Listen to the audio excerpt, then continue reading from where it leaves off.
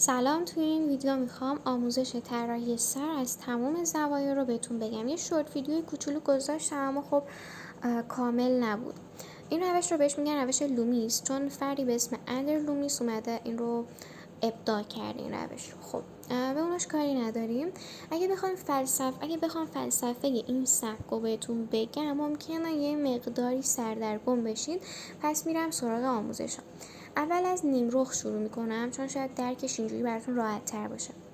یه دایره میکشیم، چون توی روش میگه که سر ما مثل یه دونه کره میمونه و اگه بخوایم روی کاغذ دو بعدی این رو بکشیم یه دایره میشه. خب بعد خط عمودی و افقیش رو میکشیم که یه خط مرکزی به دست بیاد. حالا از بالای اون خط عمودی به خط افقی رو همون دایره رسم میکنیم. بعد از اون باید عمود بشه، یعنی اون خطه باید مماس بشه به دایره و عمود باشه با اون خط افقی. خب این رو میکشیم پایین. حالا اندازه چونش هم اندازه 1/3 اون خط عمودی که روی دایره‌مون هست. خیلی راحت اینجوری چونش رو میکشیم. حالا سر ما کامل به شکل کره نیستش. این قسمت فکمونه، قسمت بالای سرمون یه مقداریش خالی، یعنی یه فضایی هستش که اون رو از کروی بودن خارج میکنه. این فضای کنار گوشمون اگه توجه کنید کامل گرد نیست، یه مقدار صافه، پس اون رو ازش کم میکنیم. حالا توی طراحی هم نکشید مهم نیستش، ولی خب از زاویه روبرو باید اون رو حتما ازش کم کنید تا اون فرم زیاد دایره بودنش رو نداشته باشه. حالا همین زاویه نیمرخ رو اگه ما بخوایم همین نیمرخ رو به بالا نگاه کنیم، یعنی دیدش رو به بالا باشه، خط افقیمون رو یه مقداری کج میکنیم، خط عمودی به همون میزان کج میشه، چون خط عمودی و افقی باید روی هم مماس به هم عمود باشن. حالا باز بالای خط عمودی رو به خط افقیمون رسم میکنیم. حالا از اینجاش به بعد و باید اون خط مماس بر دایره باشه، به اون خط افقیمون باز عمود باشه. خیلی ساده است تو شکل اگه نگاه کنید. یه مقدار زاویه پیدا کرده جوری که انگار داره بالا را نگاه میکنه. حالا همین رو اگه ما بخوایم یه جوری نشون بدیم که این سر داره به پایین نگاه میکنه، بازم خط افقیش رو کج میکنیم، خط عمودی به همون میزان کج میشه، بعد اون خط هم با همون دایره بودن و همون انحنا رو میگیره میاد پایین و از خط افقی به بعدش کاملا راست میشه، انحنا نداره. حالا اگه بخوایم از روبرو همین مدل لوئیس رو اجرا کنیم، باز یه دایره میکشیم، خط عمودی و افقی، از بالای خط عمودی به مرکز دایره وصل میکنیم و چونش رو میکشیم. حالا اون قسمتی که گفتم از کنار سر تقریبا میشه جای گوشمون، اونجا رو هم ازش کم میکنیم. حالا اگه بخوایم همین رو بهش زاویه بدیم، یعنی سر دیدش از روبرو باشه و به بالا نگاه کنه، خط افقیمون یه مقداری هلال پیدا میکنه رو به بالا، چون داره بالا رو نگاه میکنه و اون قسمت چونه کوتاه‌تر میشه، یعنی ممکنه حتی بیاد تو دایره و همچین فرمی پیدا میکنه. قسمت گوشش رو هم باید حتما کم کنیم که یه مقدار پهناش کمتر بشه صورت.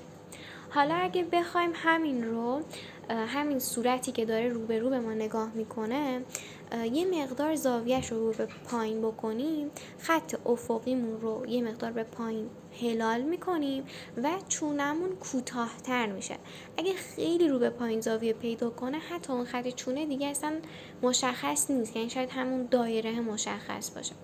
حالا اون نیمرخی که بهتون گفتم فرقی نداره، حتی که نیمرخ مخالفش هم باشه باز همون فرمول رو داره، یعنی فرقی نمیکنه. من اینجا کشیدم براتون، همون روش رو برعکسش رو انجام میدیم.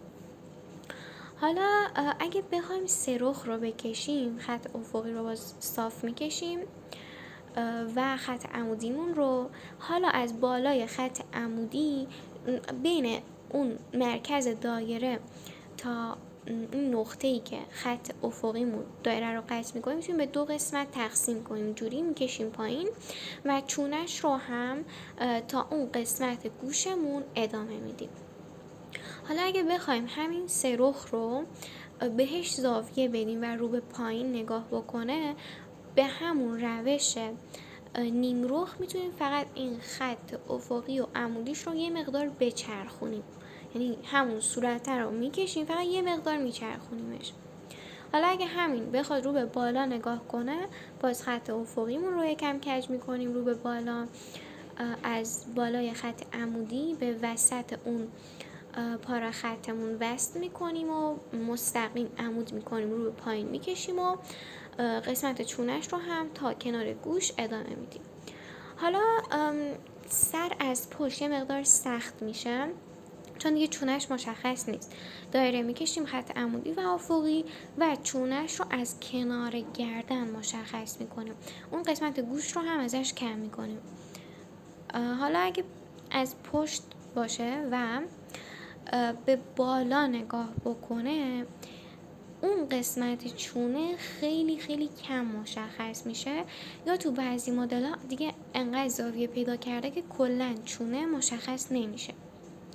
حالا این واسه پایین نگاه کردن کاملا برعکسه، یعنی اگه از پشت به سر نگاه بکنیم و این سر پایین رو نگاه بکنه، هر چقدر زاویهش بیشتر باشه و بیشتر به پایین نگاه کنم، بیشتر زاویهش رو به پایین باشه، چونه بیشتر مشخص میشه.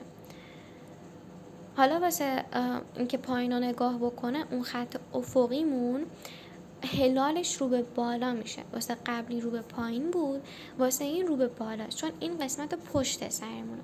قسمت گوشاش رو ازش کم میکنیم و چونش رو هم از قسمت پایین تری شروع میکنیم به کشیدن.